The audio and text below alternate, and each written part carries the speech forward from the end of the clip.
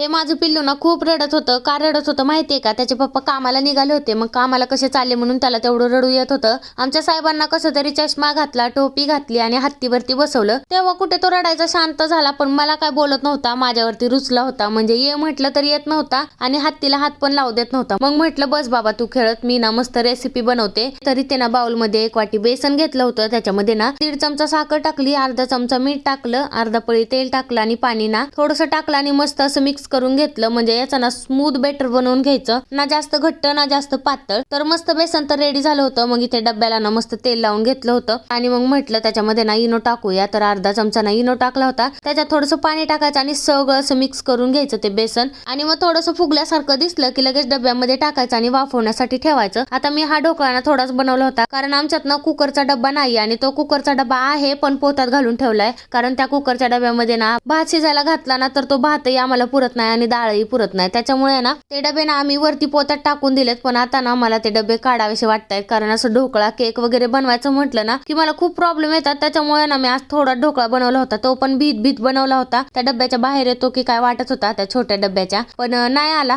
Perfect असा त्याच्यामध्ये बनला. मग तडक्याची तयारी केली होती. मिरच्या मधून कट केल्या होत्या, कढीपत्ता पण काढून ठेवला होता आणि आपला ढोकळा शिजलाय का बघूया म्हटलं. तर ढोकळा पण मस्त 20 मिनिटानंतर शिजला होता. मग इथे ना मस्त तडका देऊन घेतला. तर बाउल मध्ये ना अर्ध पळी तेल टाकलं, त्याच्यामध्ये कढीपत्ता, मोहरी टाकली, मिरच्या टाकल्या आणि मस्त असं ते फ्राय करून घ्यायचं. त्याच्यामध्ये लागल तेवढं पाणी टाकायचं आणि 1 चमचा साखर टाकून ना याला मस्त उकळी आली की आपला तडका रेडी झाला समजायचं. मग म्हटलं ढोकळा तोवर आपण बघूया. तर ढोकळा एवढा मस्त झाला होता ना, म्हणजे मला विश्वास बसत नव्हता की खरंच हा एवढा स्मूथ ढोकळा मी बनवलाय. एकदा दोनदा बनवला होता पण त्याला ना मला असं चाकूनी काढावं लागलं त्या डब्यातून. पण यावेळेस ना एवढा स्पॉन्जी झाला होता आणि ना त्या डब्यातून आपोआपच निघला होता. म्हणजे मी शॉक झाले होते. म्हणजे मी जे ऐकलंय ना ते बरोबरच आहे. प्रत्येक गोष्ट ना पहिल्याच वेळेस शिकत नाही, 2दा 3दा त्याला ट्राय करावं लागतं तेव्हा शिकतं. तर हा ढोकळा ना मी 3ऱ्यांदा ट्राय केला होता तेव्हा असा परफेक्ट झाला होता. म्हणजे थोडाच बनवला होता ना म्हणून परफेक्ट झाला होता. या ढोकळ्याचं काम कसं झालं माहितीये का? ना कोणाच्या ओठाला ना पोटाला असं झालं होतं. म्हणजे याच्यातला अर्धा ढोकळा तर मीच खाल्ला,